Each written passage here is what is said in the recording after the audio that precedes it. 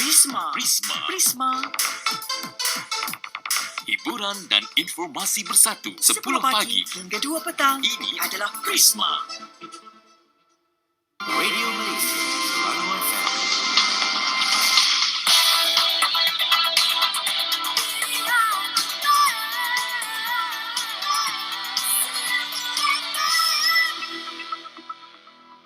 Ya, saudara, dah pukul 10.15 pagi. Seperti biasa, di waktu ini kita bersama dalam Aspirasi Negeriku. Hari ini kita bercerita tentang evolusi teknologi. Kan? Minggu lepas kita dah bercerita juga. Kita bersama dengan tetamu kita. Macam biasalah, tamu saya tahu siapa kan? Nama dia Tuan Kamaruzaman Jahidin. Lebih senang dipanggil KJ. Assalamualaikum. Waalaikumsalam.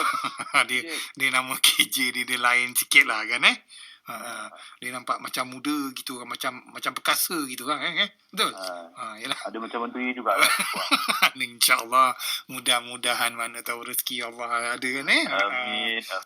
Dengar khabar awak balik kebun ke ni? Ada kebun kecil kat tepi rumah ni. Kebun apa? Kebun dia panggil urban farming. Kita pakai hidroponik. Boy, sayur ke, buah-buahan ke? Benda? Sayuran hijau. Oh, ya ke? Cantik benar lah. Memang cadang-cadang. Tadi pun orang rumah ada kirim beli sayur. Ingatkan lepas habis gunting aku singgah rumah lah. Kejap ambil. Alamak, baru nak jadi ya.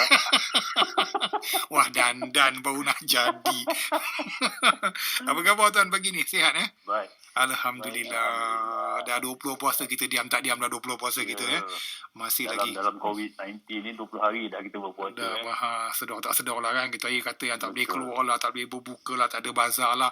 20 hari okey je, nampak sihat aja semua kan makan pun cukup aja lah kan So hari ni hari Rabu, kita dalam Aspirasi Negeriku pagi kita berbincang tentang evolusi teknologi lah kan Dan pagi ni topik kita evolusi teknologi pertanian.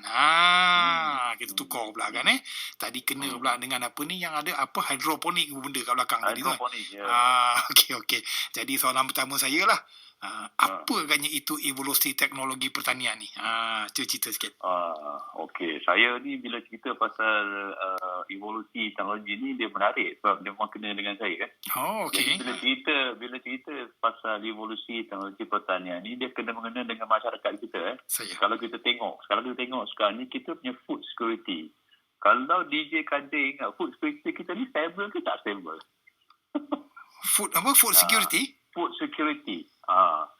So untuk pengetahuan pada tahun 2018 kita import 20 bilion RM processed food daripada luar negara. Okey. Dengan keadaan 20 bilion 20 bilion RM Okey. Jadi dalam keadaan negara kita hanya berada pada populasi 32 juta ni, saya rasa agak tinggi. Okey. Kalau kita bandingkan dengan infrastruktur muka bumi kita, secara fizikal kita ni di Malaysia ni, kita dah boleh buat kita punya kita punya own farming sebenarnya. Macam contoh beras lah, apalah sebagainya kan.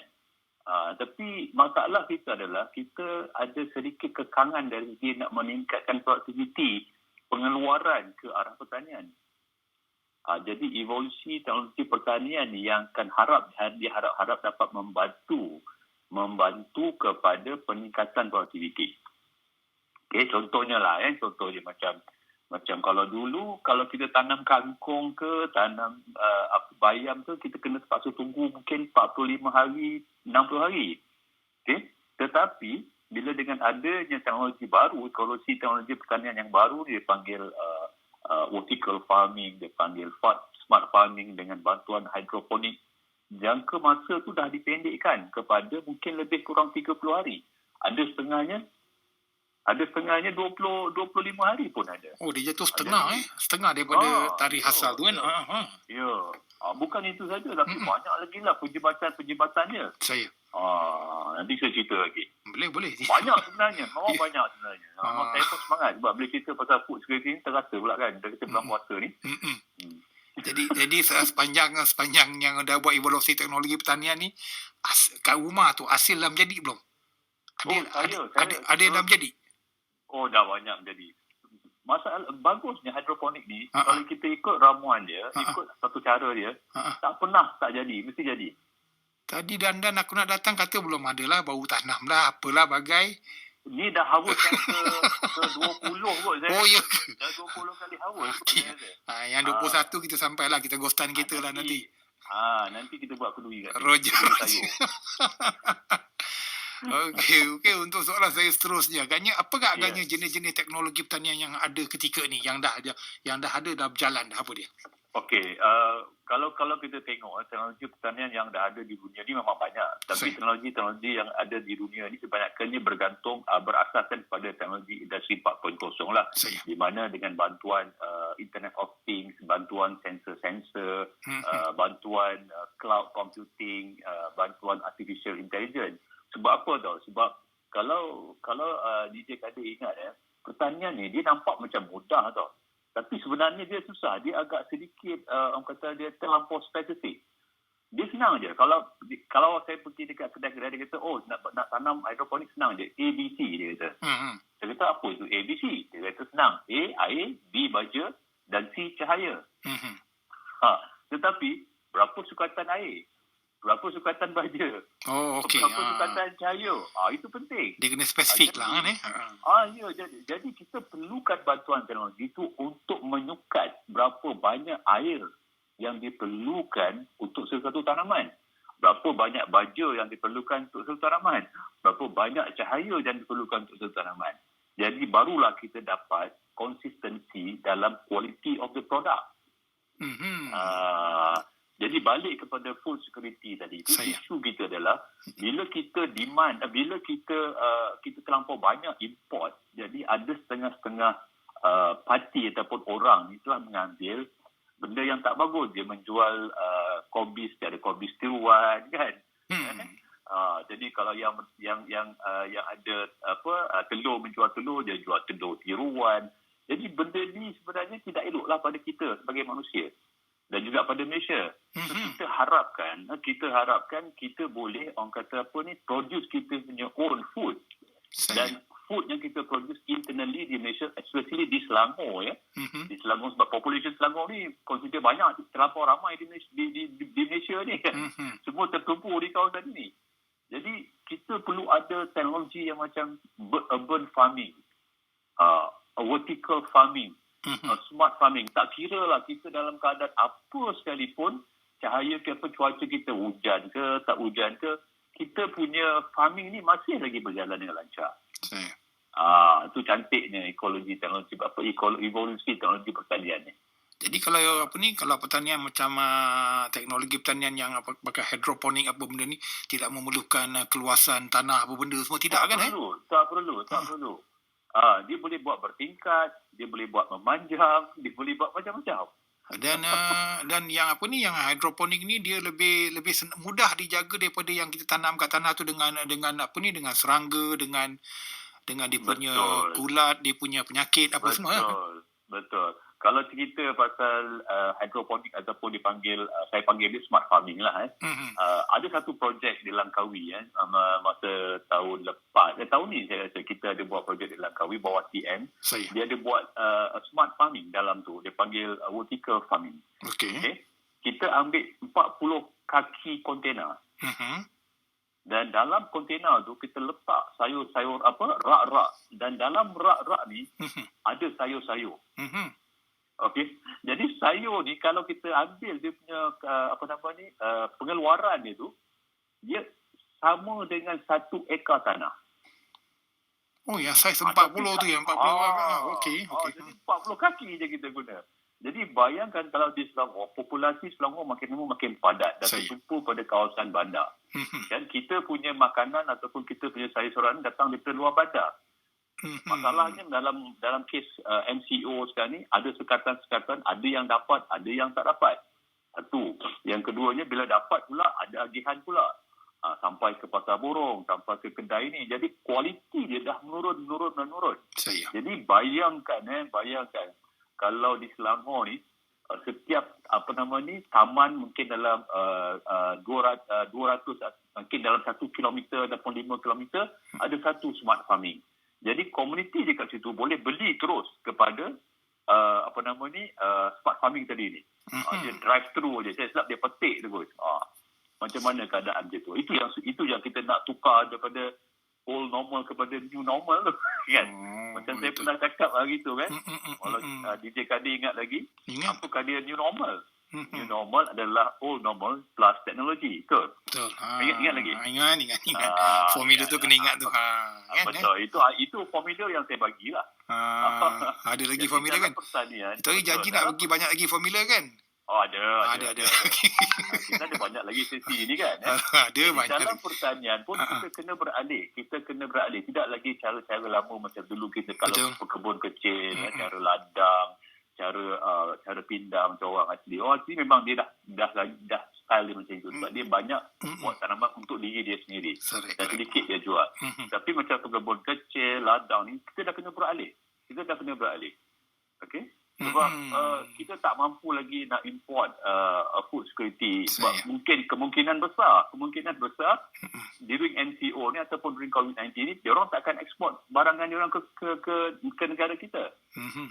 Sebab isu kesihatan. Saya. Baru ni pun saya pergi ke kedai nak beli beras. Satu beras ni agak mahal lah. Dulu 30 lebih. Sekarang dah ni 50 lebih. Saya terkejut. Tak jadi beli lah. Ada barang beras impor lah kan. Jadi saya kata, alamak ini tak boleh. Ini kena buat sesuatu kepada industri pertanian di Indonesia. Ini kena buat farming sendiri tepi rumah ni kot.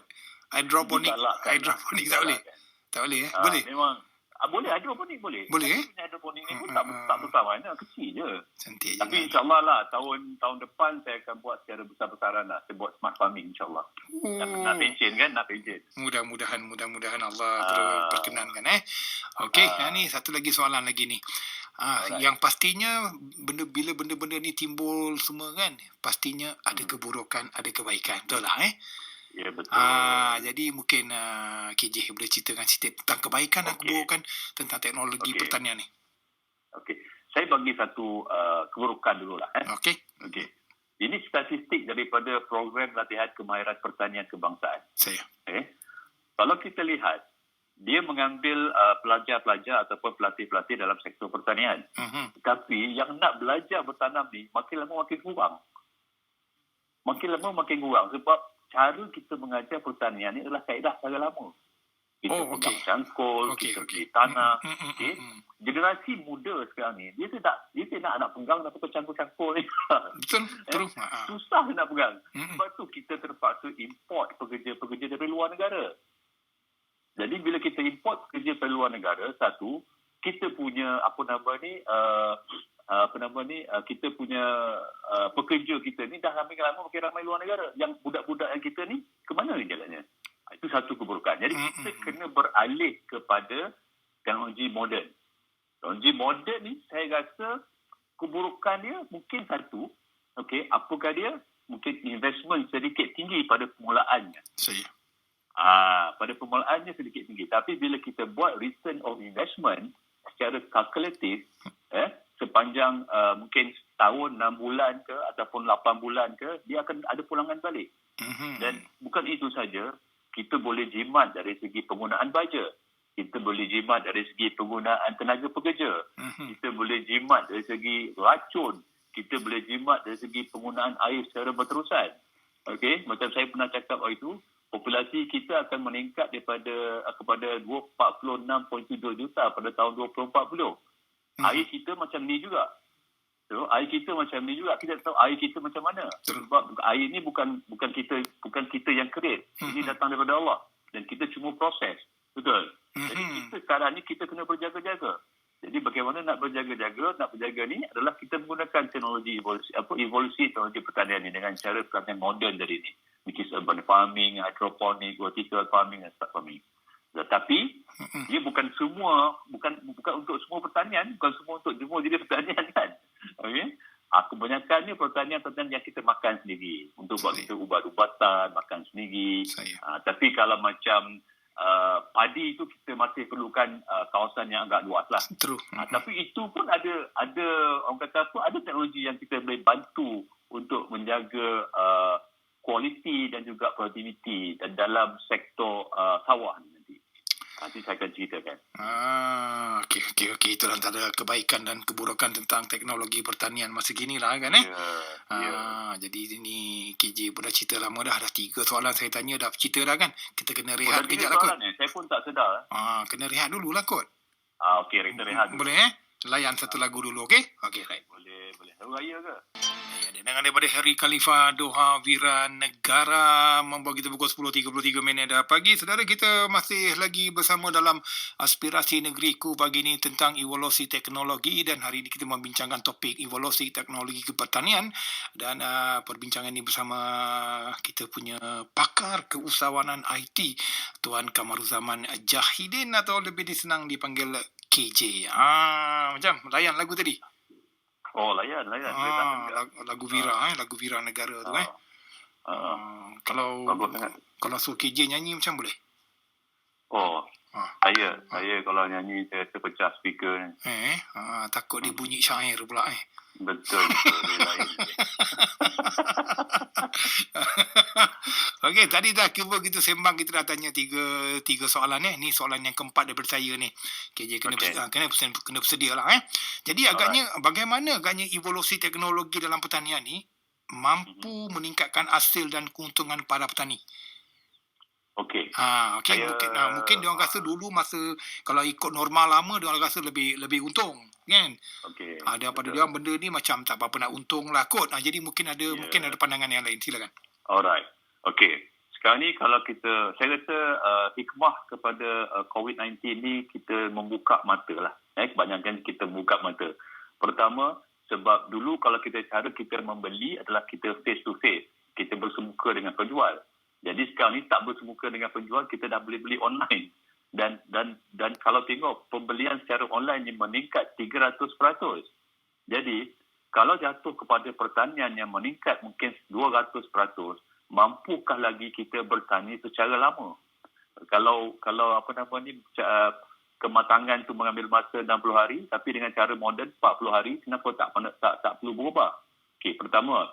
Yang keduanya, kalau kita lihat, saya beri contoh smart fertigasi yang tanam cili api, cili dan sebagainya.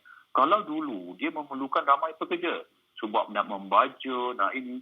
Tapi kalau kata dia invest ataupun dia melabur dalam satu program, dia panggil program smart fertigasi, dia jimat 30% savings on fertilizer, 15% increase of productivity.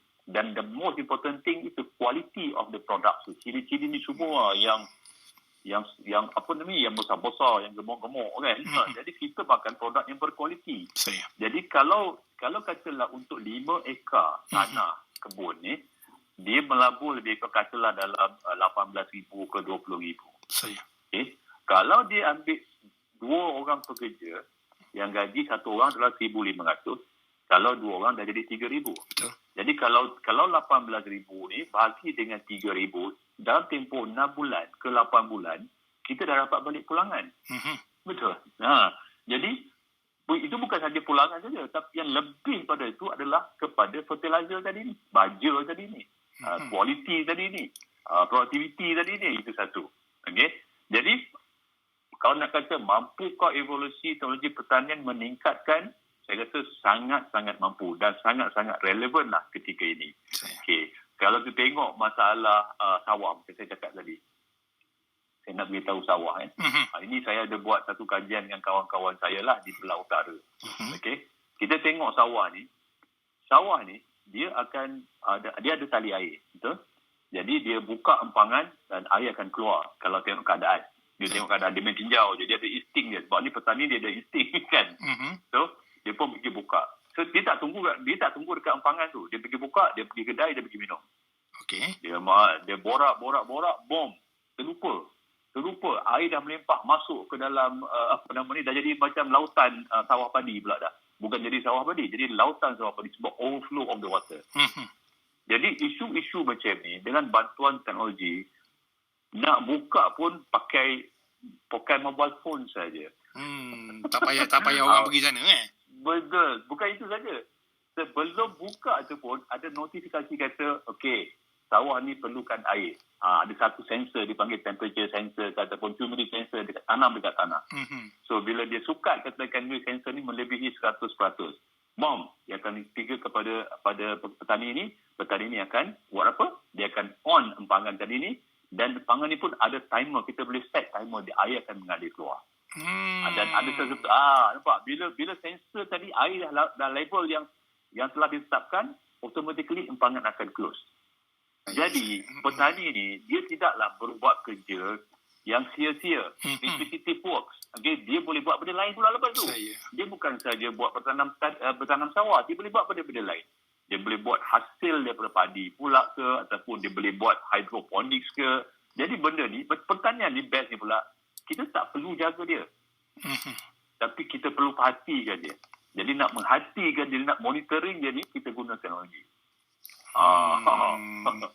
Macam setengah-setengah tempat di Malaysia pun dah nampak ada kemajuan. Kita dah guna drone. Nak membaja, nak meracun, kita dah guna drone. Betul. Jadi tengok kat sini, bila teknologi masuk, pekerjaan baru akan terlibat. Okey, orang budak-budak dia sukalah main drone ni. Dan sekarang ni dia kena belajar mengendali drone. Dah jadi macam game lah, orang main game. Dia makin seronok lah ya. Ya, dia makin seronok. Jadi dengan tak langsung dia mendekatkan diri dia dengan pertanian. Correct, dia akan jadi minat, betul. Betul. Kita perlu tingkatkan. Dulu saya rasa zaman PM sebelum ni dia ada buat macam satu tema bioteknologi. Tapi sekarang dah tak ada lah bioteknologi tu. Saya rasa perlu ada balik. I see. Bioteknologi tu perlu ada balik. Kalau tengok di Indonesia, orang Indonesia dah invent durian tanpa duri. Dia bulat tapi isi durian. Okay, something new for me. Okay. Memang. Tapi saya pun tak rasa sebab puasa tengok gambar je lah. Kan? Okay. Jadi kita dah kena buat ke arah tu. Kita dah kena fikir macam mana cara kita nak meningkatkan. Macam di Thailand, dia guna robot untuk toreh getah. Dia dah start ni. Dia orang dah start. Dia orang tak start skala besar, tapi dia start skala kecil. Sebab dia masih lagi dalam keadaan memerhatikan dan tengok sama ada investment of the teknologi ni berbaloi tak berbaloi. Tapi saya rasa tidak salah untuk cuba. Dia orang trial and error lah ni. Dia. I see. Dia teknologi ni, dia berubah dari semasa ke semasa. Macam dulu, macam seri yang pertama saya cakap, apakah dia evolusi teknologi kan. So dia berubah ikut keadaan.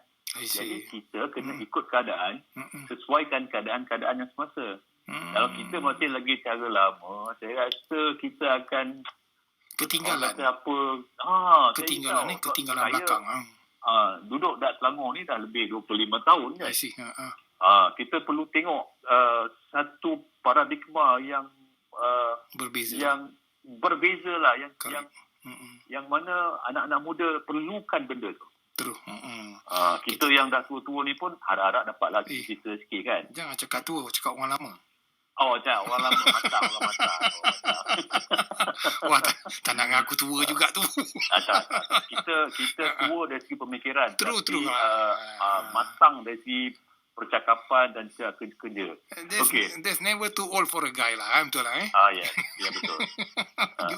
Kalau kita pergi luar negara di Russia untuk pengetahuan di CKD dan semua di Russia ni dia punya climate dia ada 4 season kan.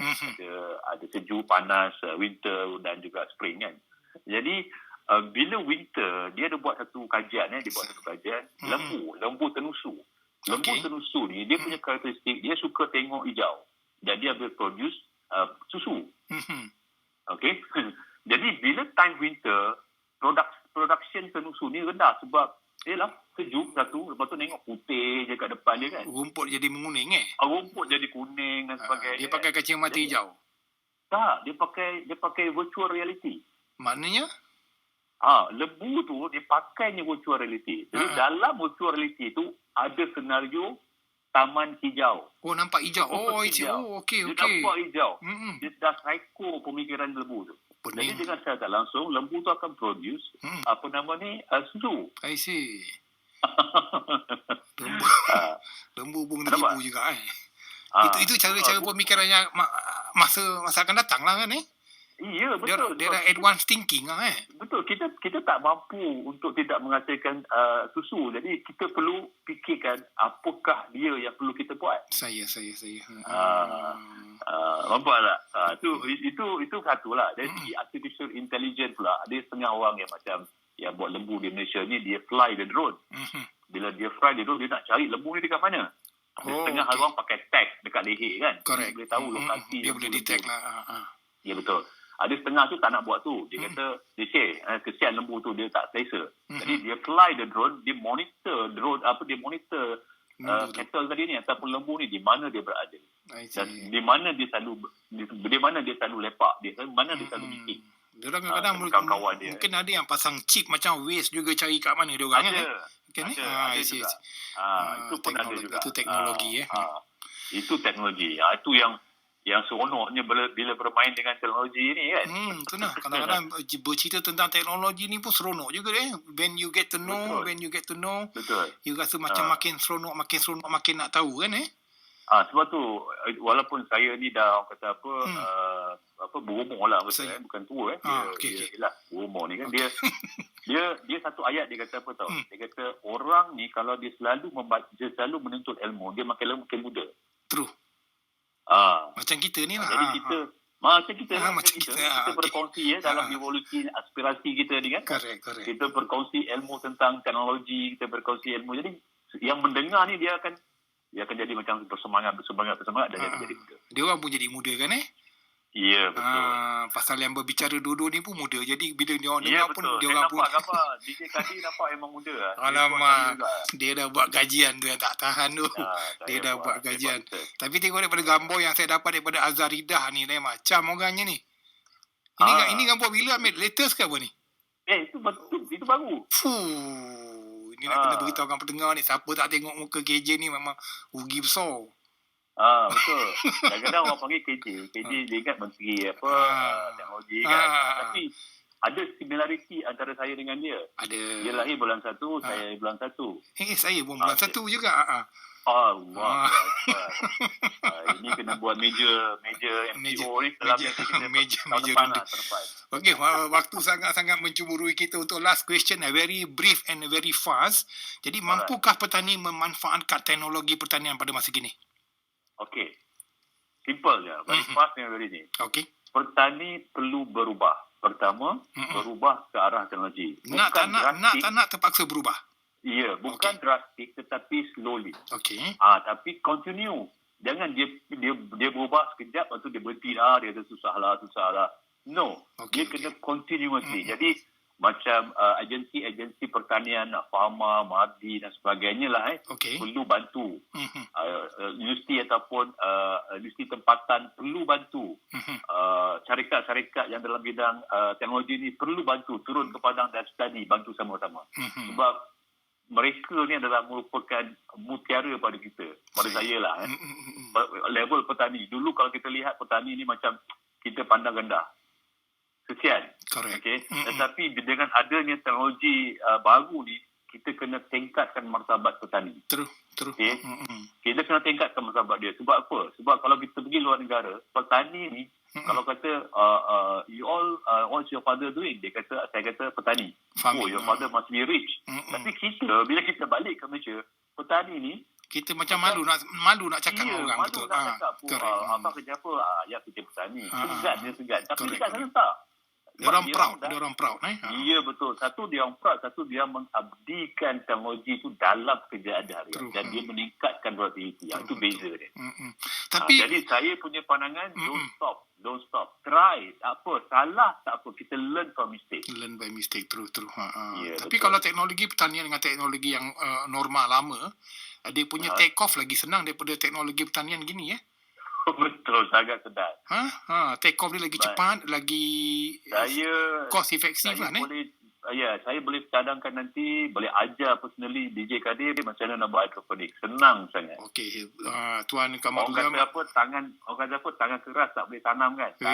Tangan kita okey. Tak ada. Tengah orang kata tangan tak ada. Ini insyaAllah. Susun baik-baik, ikut aturan dia jadi. Memang jadi. Saya tak pernah, setakat ni tak pernah fail lagi. So minggu depan punya topik, we talk about this, okay? Alright. InsyaAllah. InsyaAllah. Okey, anyway, terima terima kasih atas kesudian KJ bersama pagi ni. Walaupun kita singkat tapi manfaatnya begitu banyak. Mudah-mudahan Sama-sama. apa yang disampaikan jadi manfaat pada rakan-rakan pendengar kita di Selangor FM ya. Alright, terima Okey, kasih. selamat berpuasa. Buka puasa cadang-cadang apa gini? Sayur belakang rumah. Hari ni sayur tak siap lagi, tapi Okey. macam pakai sayur lain lah. Apa dia? Sayur dia. Hari ni kita masak chicken palau. Apa dia? Chicken palau. Mana? Brunei punya ke apa Filipina Ini punya ni? Pakistan punya. Fuh. Dia punya rempah kari dengan apa nama ni, dengan kunyit saja. Yang lain tenang. Oh, palau. Palau, chicken palau. Carilah kat Google. Keluar lah semua. Kalau tak ada siap nanti. Okey, Assalamualaikum. Selamat berpuasa. Waalaikumsalam.